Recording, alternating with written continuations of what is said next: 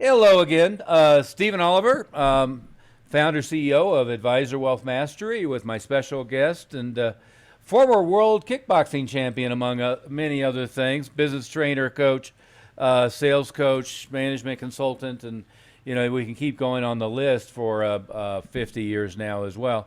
But Jeff Smith, and welcome, Jeff.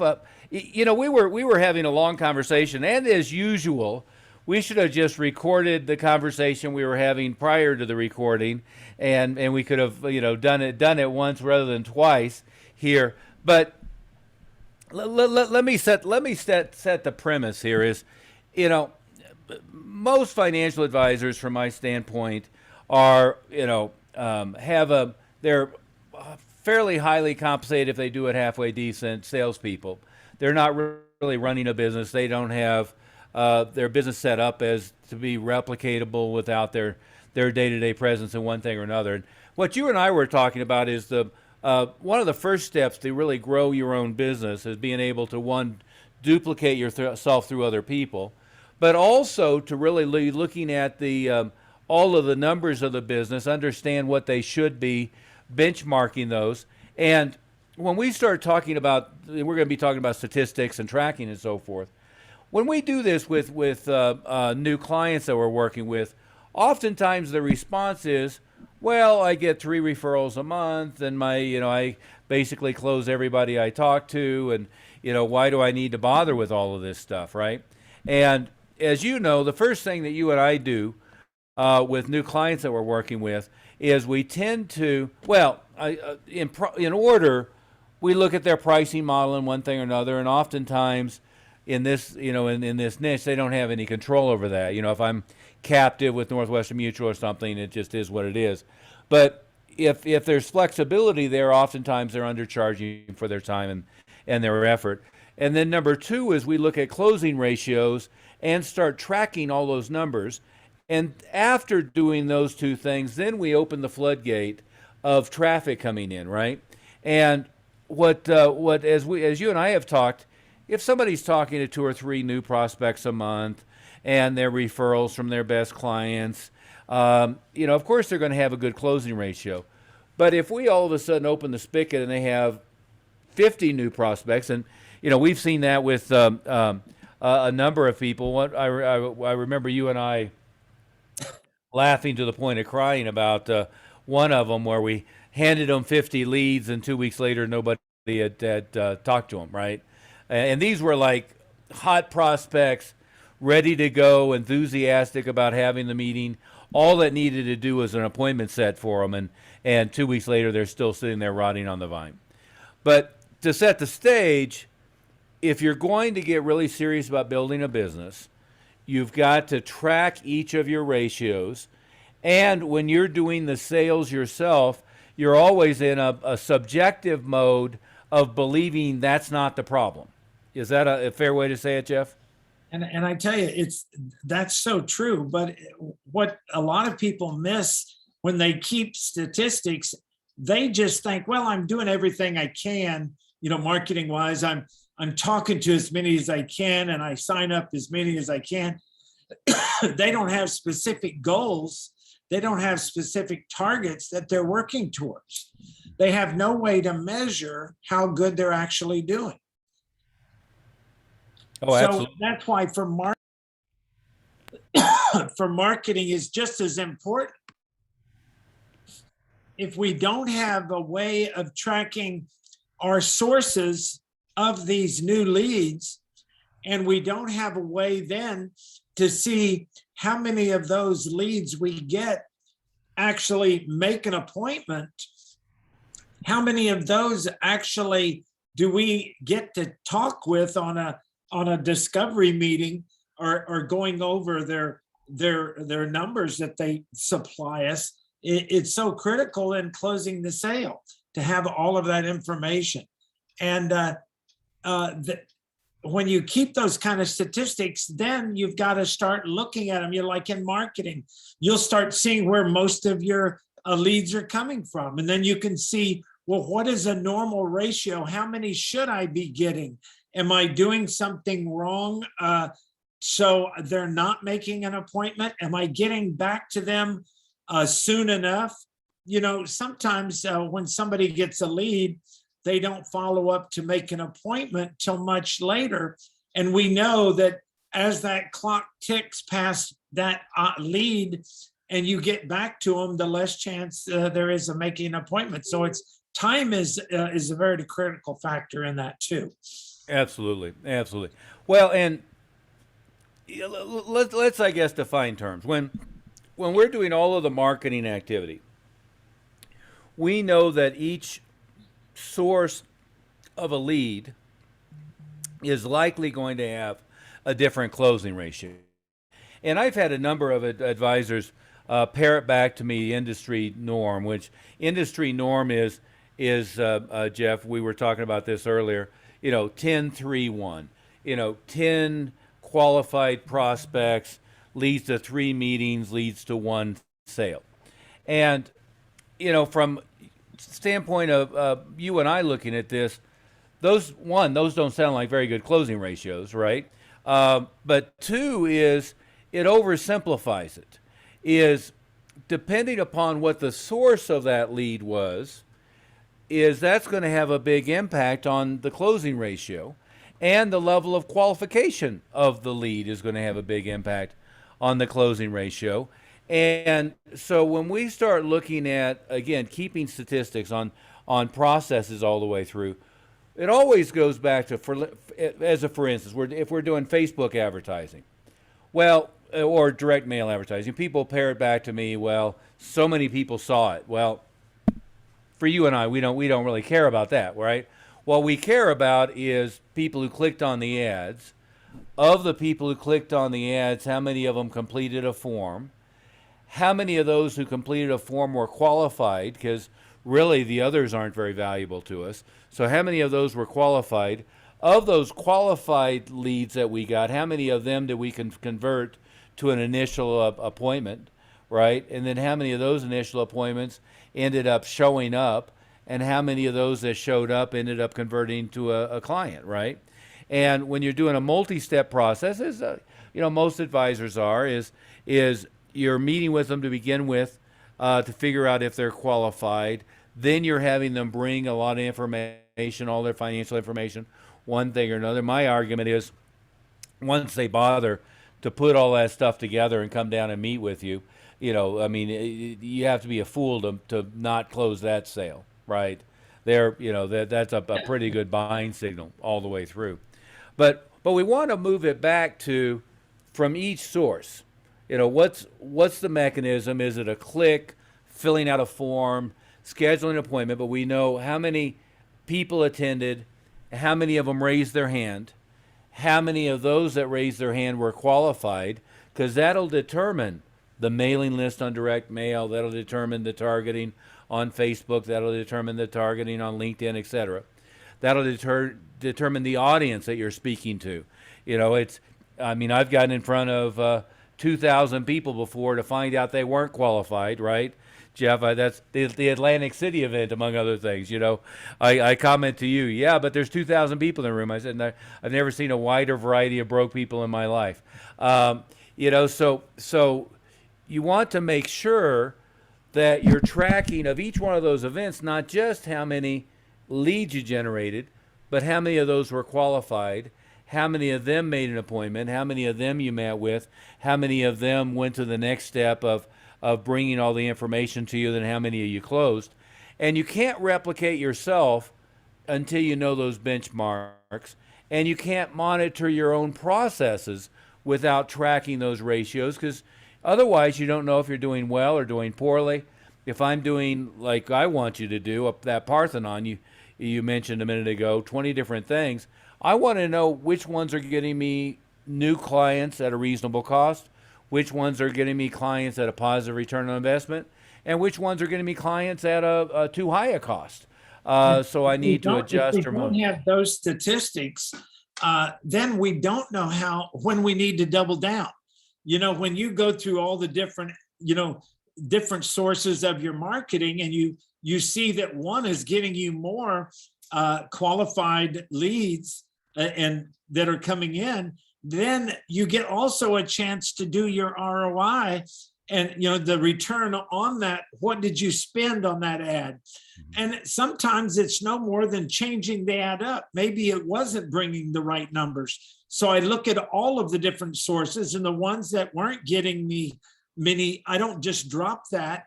I try to figure out why it wasn't getting, maybe the words you were using or the pictures or whatever you did, you try to reframe it till it starts giving you more numbers. So, like you said, it's not just numbers, it's qualified.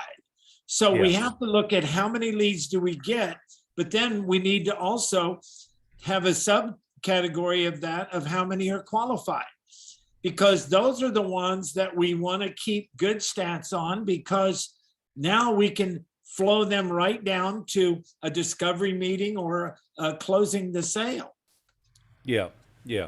And again, when we look at the numbers, and what we see is the conversion to client, the conversion to appointment, the conversion to first meeting, whatever it is, where we see those numbers are off, right? Too low, for instance, is there's a checklist we can go through at each stage to figure out, why are your numbers bad, right? And in that first meeting, to come to that second meeting, there's a clear diagnosis, but let's kind of work our way backwards on the checklist. So if I have number one, let's say it's a LinkedIn or a Facebook opt-in on a landing page. Well, if I have a low conversion to appointment, typically what I know is, one, I didn't have my staff member, whoever it is, I didn't have somebody doing an initial outbound call quickly enough, right? So let's say what most people do is once or twice a day somebody checks their incoming email and they see that there's a new lead. And so if it's late in the afternoon, maybe they wait till tomorrow morning. And then tomorrow morning is the first time they try to contact that person. Well, we've seen data that shows you're as much as 200 times more likely to get an appointment if the outbound call is initiated while they're looking at the web page or while they're looking at the landing form, right? Waiting even 2 or 3 hours later dramatically diminishes it. So we'll start with diagnosing of, well, how's follow-up systems? Well, and usually they say, what do you mean? Well, if somebody opts in, do they immediately get a text message trying to get them to call you? Do they immediately get a ringless voicemail? Do they immediately get an email? What's the follow-up steps after that? Now, is the person who's supposed to be doing the outbound call, are they immediately getting a text, and are they making every effort to contact the person immediately, right? And again, I have a pet peeve against email, but if I'm getting the lead by email, maybe I get it 10, 20 minutes later. If I'm getting the lead by text, I'm getting it almost immediately. So is the person who's supposed to do the outbound call for you, which, in some cases might be the advisor themselves. Hopefully they have somebody, we can talk about this, who's setting the appointment and doing pre-qualification for them. But is somebody initiating the call immediately, right? So we can start with that. And then it's, of appointments that are set, how many of them show up? Well, if you go to a broadcast medium, radio, TV, or a social media type of medium, oftentimes advisors, as we both know, start with a low show rate, right? So they have a low conversion to appointments and they have a low show rate. And we'll start with, well, do you have an automated system to confirm the appointment? Yeah. Usually the answer is, what do you mean, right? So we'll have them set up something like Schedule Once or Calendarly. But Schedule Once will confirm the appointment immediately by text, confirm the appointment immediately by email. It'll do 4 confirmations by email, 4 confirmations by text, and it'll give them the option to reschedule the time if the time turns out not to work for their schedule. So that's one, right? We even follow up with a call too, a Yep. reminder call, just to reconfirm the appointment. And it's so critical. if you, the more of those sources you use, the better the percentage of the show rate goes up. That's what we know. So that's why you try to engage all of those sources.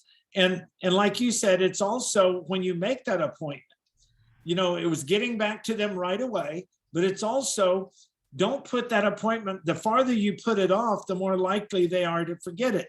So it's best to have that appointment with 24 to 48 hours. And that way you're still sending them a text, an email, and a voice message, because, via a phone call.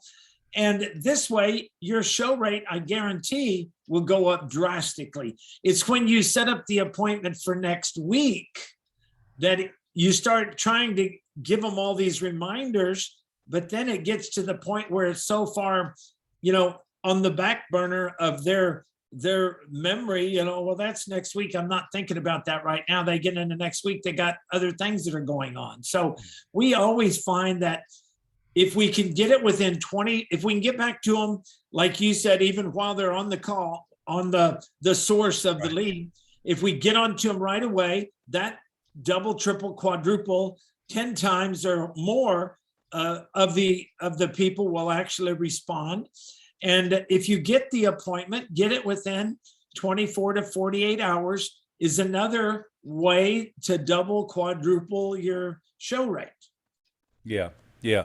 And so you were talking about the appointment confirmation, and one of the things that we teach, and it should be natural, but it strangely isn't, is we'll always do an outbound call. If they don't answer the phone, we'll immediately leave a voicemail, but we'll send a text and send an email.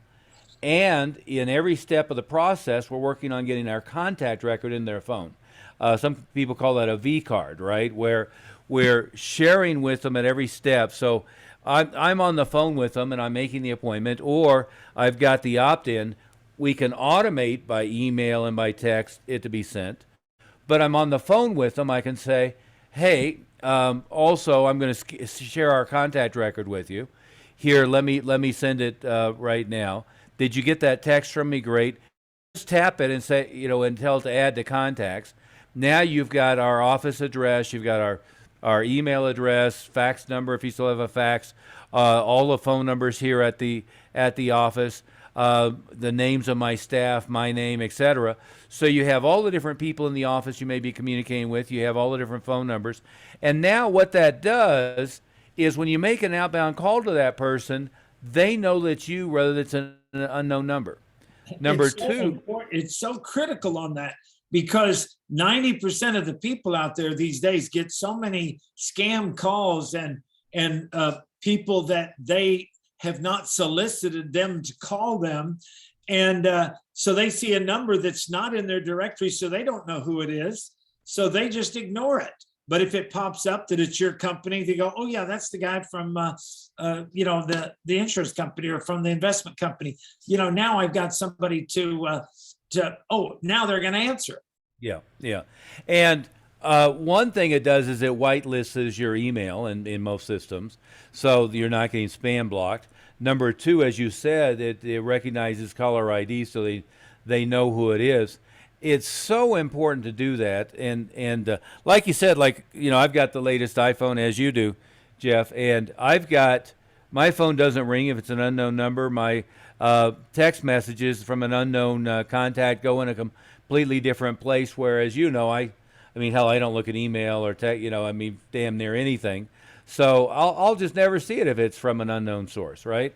I had the heating repair guys here, and I have to worry about that because it's like, oh, okay, I better turn that stuff off for a minute or two so the tech does not show because I ignored them.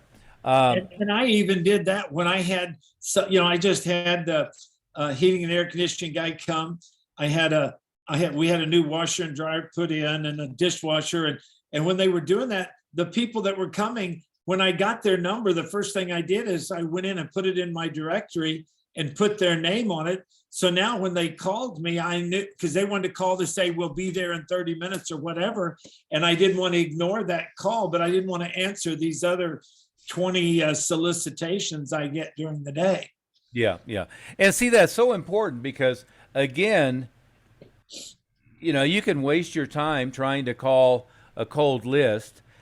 But nowadays, as the world has all shifted to most of the numbers you're going to have are going to be mobile, right? They're going to be cell phones, and people just don't answer unknown numbers.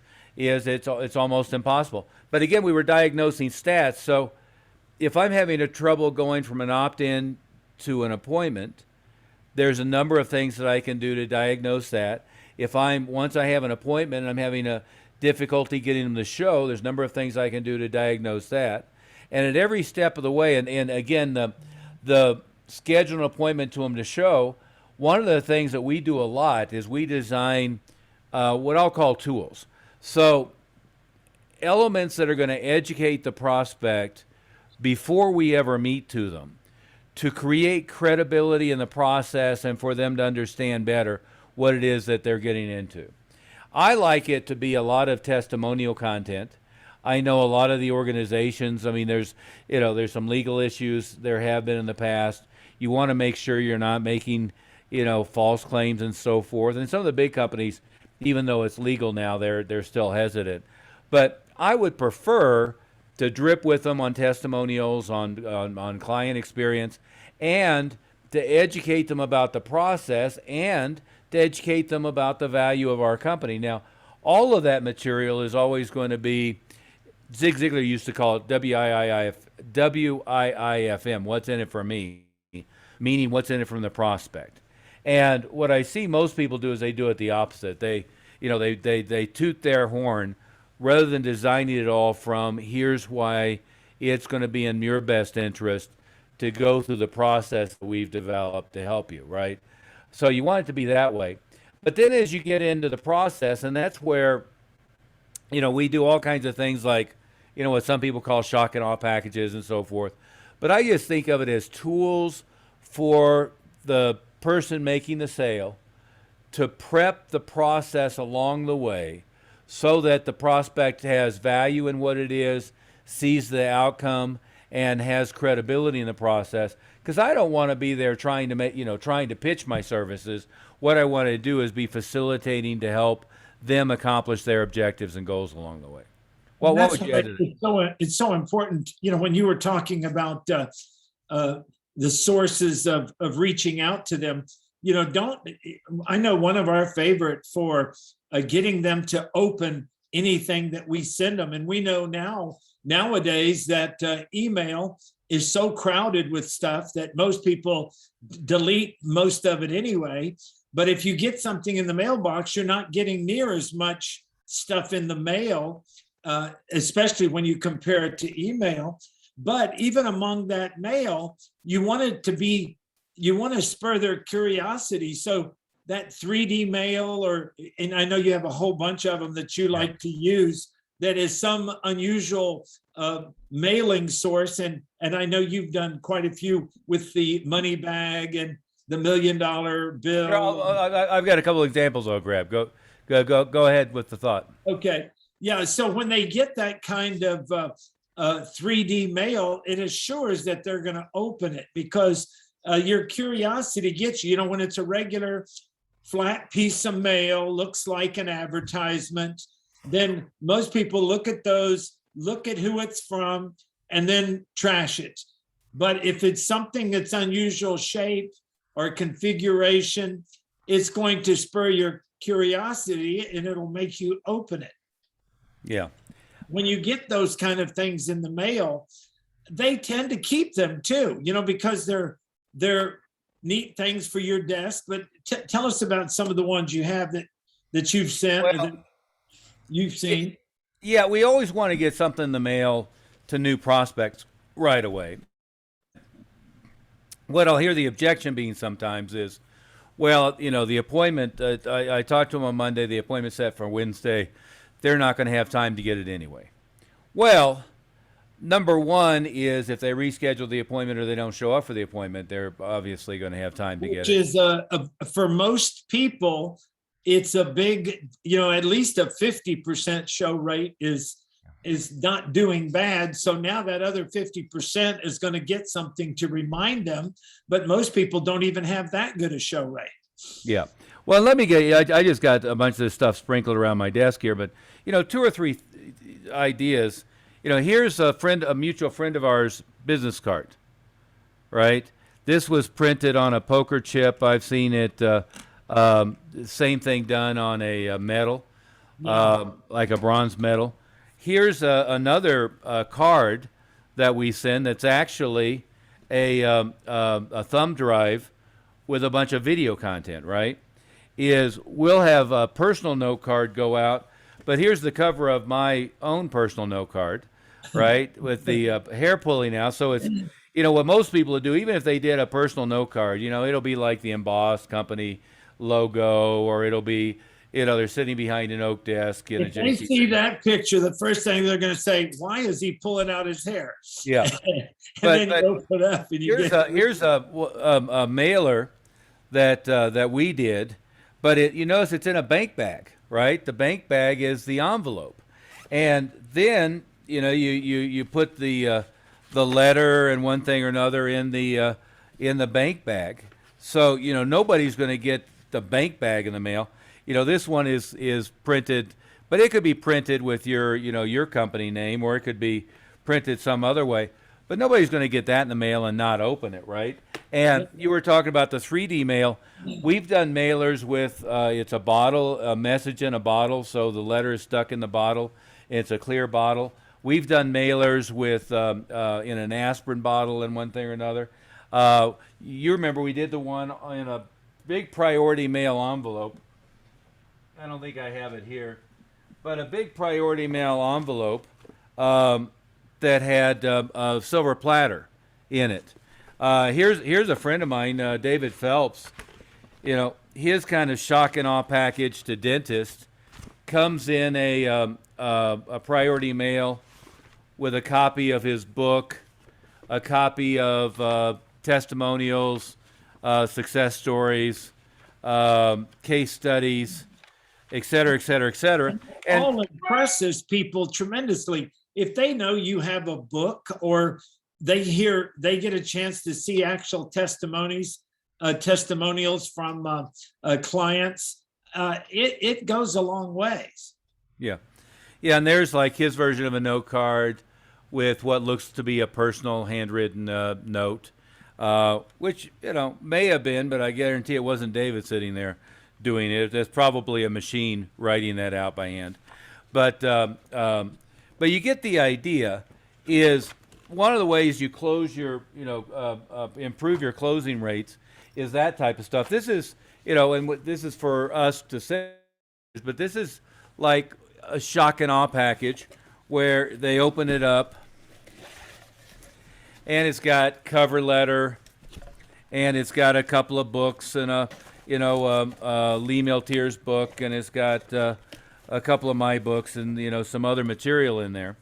But you get the idea. Is at each step of the way, what you're trying to do is pre-educate the prospect and get their attention. So and Master Oliver, some people don't do that because they say, oh, that cost me too much.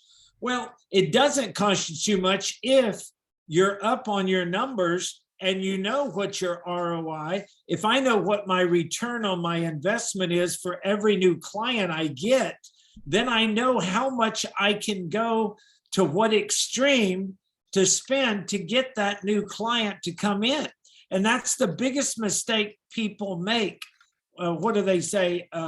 Penny wise and dollar foolish? Penny wise, pound foolish, yeah. Something like that. There you go. Yeah, you really need, that's why it's so critical. If you don't know your numbers, then you really don't know your ROI. You don't know how to calculate it. So it's critical to know. And we even go to the extreme to know how much each lead cost us, how much each lead is worth, because we know how many of those leads convert into enrollments.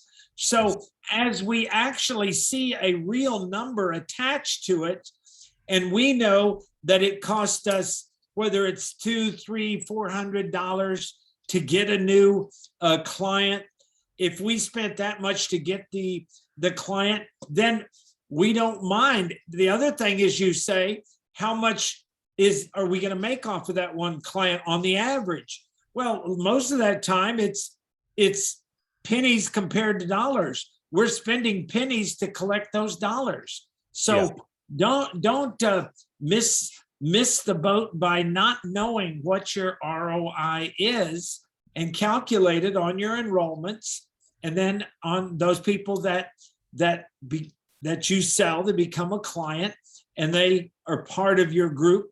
Now you've got now all you got to do is keep them. It's that retention factor too becomes into play. Yeah, and what you always want to do is, in order to compute ROI, you want to know what the dollar number is at every step, right? So I start with how much is a new client worth, and you can look at two values. Let's say lifetime value and or even three. How much are they going to pay me right now? How much am I going to make in the first year?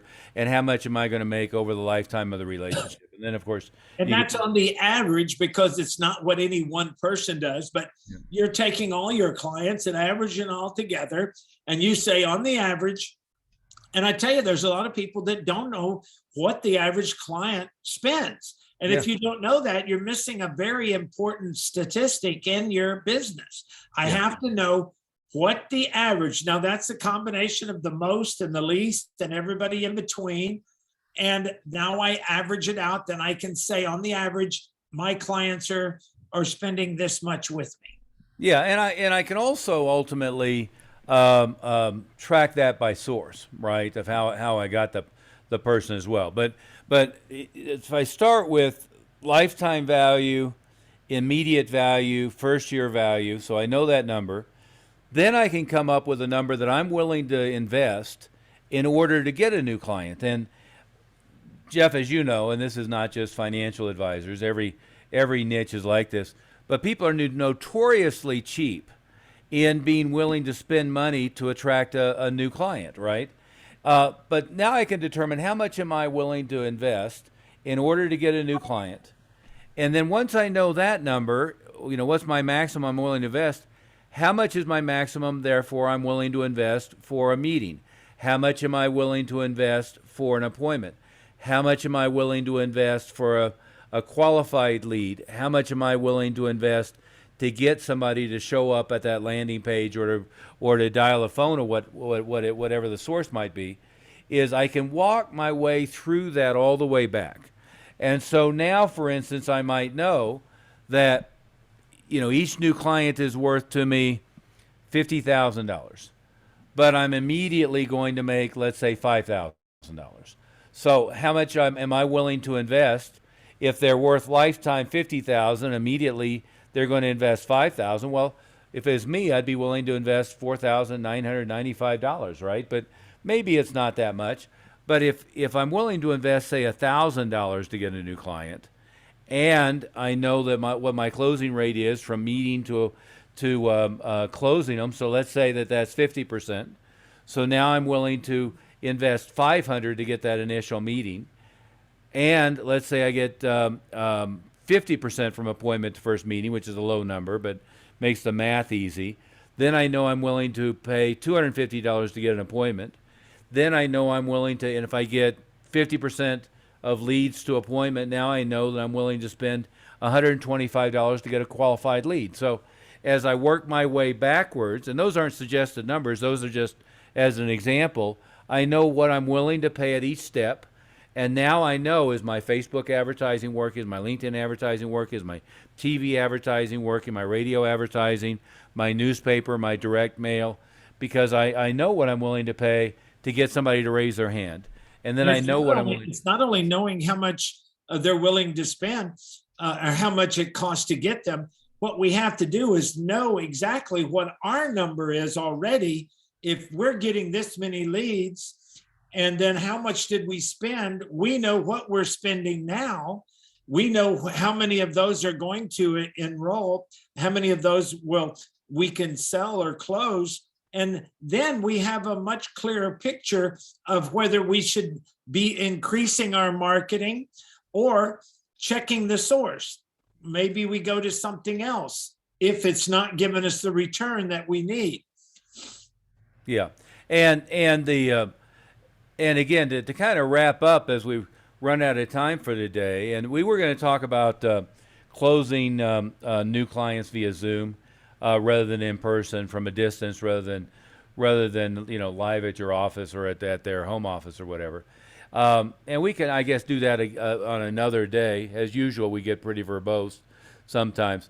But They should not miss that call, because if they do, they're missing a very, very important element that can increase their actual conferences that they can have. If they're going to have more of these discovery meetings, a lot of people, when they set up an appointment, don't show or something comes up. But if you do a Zoom call, we have such a better show rate on those with all our clients that are using them.